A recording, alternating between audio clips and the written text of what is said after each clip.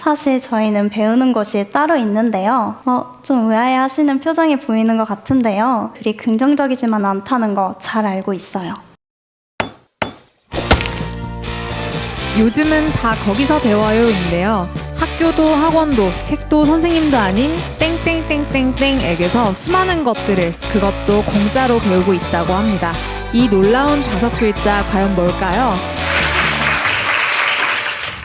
혹시 여러분은 약속에 나가서 어떤 음식을 먹을지, 바뀐 계절에는 어떤 옷을 입을지, 어떤 취향과 가치관을 갖고 살아갈지까지 어디서 배우시나요? 사실 저희는 배우는 것이 따로 있는데요. 바로 인플루언서로부터 배워요. 좀 의아해 하시는 표정이 보이는 것 같은데요. 사실 저희도 인플루언서에 그리 긍정적이지만 않다는 거 잘 알고 있어요. 최근 개그맨 이수지 씨가 인플루언서를 풍자한 콘텐츠가 화제가 된 만큼 어떤 분들은 인플루언서 보여주기식 삶을 살아가는 사람들 아니야? 혹은 과소비를 주장하는 사람들이잖아 라고 하실 수도 있을 것 같아요. 하지만 이런 부정적인 인식에도 불구하고 저희는 인플루언서에게 영향을 받고 있어요.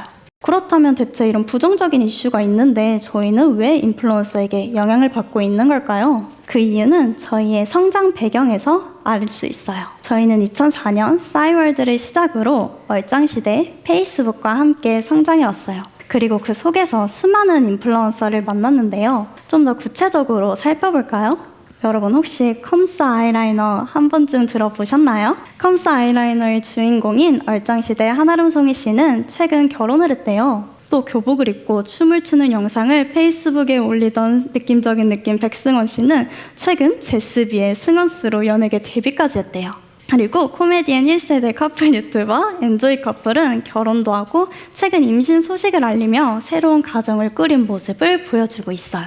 이렇게 저희는 인플루언서의 어린 시절을 지켜보며 그들과 함께 성장해 왔기 때문에 너무나도 자연스럽게 그들에게 영향을 받을 수밖에 없었어요. 마치 가족과 친구처럼 주변 사람들에게 영향을 받는 것처럼 말이에요. 심지어는 과거에는 멀게만 느껴졌던 의사 선생님이나 교수님들도 이제는 인플루언서로서 저희에게 영향을 주고 있는데요. 즉 인플루언서란 SNS 속 영향력 있는 모든 인물들을 의미해요. 그렇다면 대체 저희가 어떤 인플루언서에게 어떤 영향을 받았는지 먼저 지인 씨의 사례부터 만나볼까요? 저의 첫 번째 현실 살기 프로젝트부터 공개를 해드리도록 하겠습니다. 먼저 저의 관심사는요, 사주, 우주, 그리고 SF와 같은 비현실적인 것들을 아주 좋아했는데요. 그러다 보니 친구들은 너 진짜 엉뚱했다, 그리고 뜬구름 잡는 소리를 하더라, 학창시절에 저를 이렇게 4차원으로 불러주기도 했습니다. 이때까지는 제가 그렇게 크게 문제가 될 거라고는 생각도 못했는데요. 세월은 흘러서 2025년 친구들과의 대화의 결이 뭔가 점점 달라지더라고요. 아니, 금리가 뭐고 주식 하락장이 무슨 말이고, 저는 BTS는 들어봤는데 ETF가 뭔지는 하나도 몰랐거든요. 친구들과의 대화에서 점점 돈이 떨어지게 된 저는 계속해서 좀 작아지게 되더라고요. 그래서 저도 경제 공부를 시작해 보았습니다. 일단 먼저 포털에다가 냅다 재테크를 검색해보기도 하고, 그리고 도서관에 가서 경제 독서를 해보기도 했어요. 하지만 빠르게 끝이 나버리게 되었습니다. 제가 포털에 검색했을 때 나오는 경제 키워드들은요, 너무 초보자 입장에서는 이해가 하나도 안 될 뿐더러 경제 독서 책을 읽었을 때는 그냥 책이 너무 굵어서 졸리기만 하더라고요. 그래서 그냥 내 관심사가 아닌가 하고 슬퍼하고 있던 와중에 이렇게 저에게 찾아온 인플루언서, 경제 인플루언서인 도니님을 발견을 하게 됩니다. 도니님이 연재하고 계시는 경제2는 초보자 입장에서 생각보다 재밌고 시원하게 뭔가 초보자 입장에서 잘 풀어주고 계시더라고요. 그래서 저도 이렇게 경제2를 보면서 오프라인 모임에까지 함께 하게 됩니다. 그래서 오프라인 모임에서 만난 도님께 고민 상담을 드렸어요. 저는 나이에 맞지 않게 경제 공부를 잘 못하는 것 같고 경제에 대해서 잘 모르는 것 같아요 라고 말씀을 드렸더니 도니님께서는 시작이 반이다, 그리고 이렇게 나오신 시도 자체가 잘하고 있는 거다 라고 정말 따뜻하게 말씀을 해주셨습니다. 그래서 이런 도니님의 말씀에 힘을 입어서 저도 이제 저만의 방법으로 시작해보게 되었어요. 처음에는 블로그 경제 포스팅부터 시작해서 재무 계획서를 세워보고, 더 나아가서 가상화폐와 주식까지 도전을 해보게 되면서 아직까지도 저는 경제에 대해서 잘 안다고는 말씀을 못 드리지만 도니님의 말씀에 힘을 입고 저도 제 나름대로 경제 공부를 적극적으로 해보게 되는 좋은 이야기가 있었습니다. 다음으로는요, 제가 이렇게 멋진 이야기를 말씀드렸으니까 이제는 저의 아주 솔직한 속내까지 말씀을 드려야 될 것 같아요. 저의 두 번째 이야기입니다.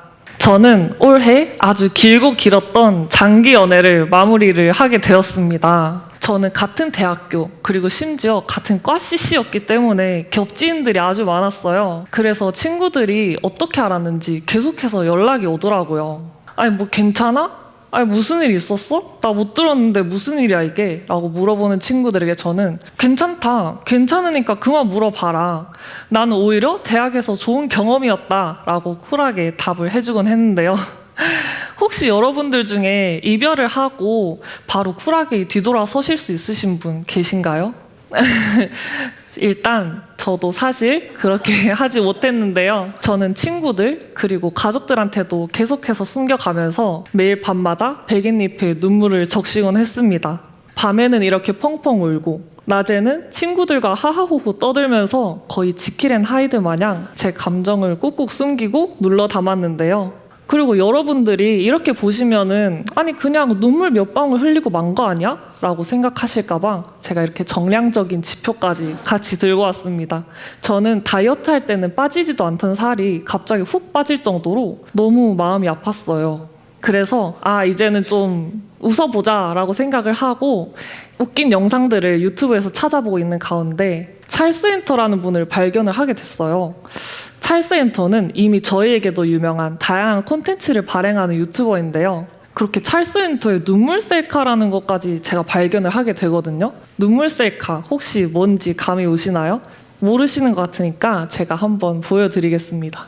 이건 진짜 웃기려고 그런 게 아니라 진짜 제 방법인데 눈물 셀카 찍기거든요? 첫 번째 이유는 내가 울다가 눈물 셀카 찍는다? 그럼 솔직히 웃겨요. 이 눈물 셀카 찍는 내 자신이 너무 웃겨. 그래서 살짝 이렇게 웃게 돼요. 그래서 되게 효과가 직방이에요. 이건 진짜 제가 여러분들한테 너무 추천드리고 싶어요. 눈물 셀카. 나 이렇게 슬프다. 알아달라. 나 울고 있어. 이러기 좀 웃기잖아요. 그러니까 딱 눈물 셀카 찍어서 보내는 거죠. 이렇게 힘든 거를 셀카로 이겨내는 방식인데요. 저는 이걸 처음 보고 눈물이 나는데 셀카를 왜 찍어? 그걸 찍을 시간이 있나? 라고 생각을 했어요. 그런데 제가 또 힘들고 눈물이 날 때 막상 그 찰스 엔터의 눈물 셀카가 제 머릿속을 스쳐 지나가더라고요. 그래서 저도 같이 눈물 셀카를 찍어 보았습니다. 여기 보시면 콧물까지 줄줄 흘리고 있는 제 모습을 보니까 생각보다 너무 웃기더라고요. 생각보다 웃긴 데다가 또 생각보다 기분도 정말 괜찮아졌어요. 그래서 저는 눈물 셀카에 맛을 들여서 1일차, 2일차, 그리고 계속해서 5일차까지 눈물 셀카를 찍게 됩니다. 그리고 친구들에게도 나 사실 울었다, 나 그렇게 쿨한 사람 아니야 라고 말을 하면서 솔직한 제 마음을 내비치기도 했습니다. 그러다 보니까 저는 괜찮은 척을 하고 있는 줄 알았는데 정말 점점 마음이 괜찮아지더라고요. 그렇게 저는 눈물 셀카라는 그런 정답도 아닌 것들이 저에겐 정답이 될 수 있구나. 그리고 슬픔은 감추는 게 아니다 라는 걸 깨달으면서 저의 감정을 마주하고 해소할 수 있게 된 아주 좋은 경험이었습니다. 그리고 다리님께서도 하고 싶은 말씀이 있다고 하시는데 다리님 얘기도 한번 들어볼까요? 네, 저도 지인님 다음으로 드디어 저에게 잘 맞는 무언가를 찾은 경험을 이야기해 드리도록 하겠습니다. 사실 저는 건강하게 오래오래 살고 싶다는 욕구가 강해서 좀 깔짝해본 운동은 많은데 단 한 번도 오랫동안 꾸준히 해본 적이 없었어요. 최근에 러닝이 좀 핫하다기도 하고 마침 저희 집 앞 3분 거리에 중랑천이 있어서 저도 러닝을 시도해봤는데 작심 하루 만에 끝이 났어요. 또 집 앞 헬스장에서 1회 PT 무료 체험 이벤트를 한다는 거예요. 그래서 냉큼 가서 받아봤는데 그 뒤로 헬스장은 얼씬도 안 하게 되었어요. 그나마 좀 오래 한 게 필라테스인데 이마저도 30회권 중 절반만 벼락치기로 겨우겨우 다녔습니다. 이렇게 시도하는 운동들마다 다 실패를 하니까 난 운동을 싫어하는 사람이구나 라고 생각을 하며 새로운 운동에 선뜻 도전하지 못하고 있었는데요. 그러다 평소와 같이 인스타그램을 둘러보는데 너무나 제 스타일의 여성분을 발견한 거예요. 처음에는 옷 스타일이 제 취향을 저격해서 팔로우를 했는데 알고 보니 작가님이시더라고요. 글을 쓰는 사람이라니 한 번 더 그녀에게 반하게 되었어요. 어느새 저희 추구미가 된 그녀의 인스타그램을 정독하다가 저희 눈길을 한 번에 끈 것은 바로 이 핑크색 발레 슈즈였어요.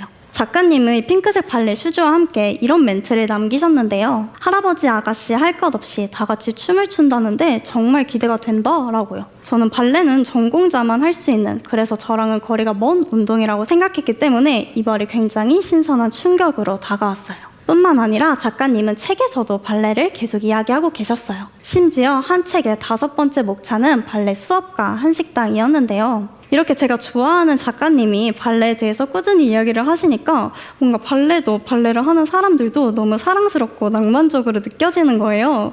그래서 저도 작가님을 따라서 발레를 시도해 보았습니다. 근데 앞서 실패했던 운동과는 다르게 발레는 가는 길조차도 너무 신이 나고 1시간 20분 동안 수업을 하는데 그냥 즐거운 거예요. 그 가장 큰 이유는 바로 이 발레복 때문이었어요. 예쁜 발레복을 입고 운동을 하니까 좀 망가지는 동작을 해도 좀 거울 속 제가 괜찮아 보이고 마치 한 마리의 우아한 백조가 된 것 같은 그런 느낌이 들더라고요.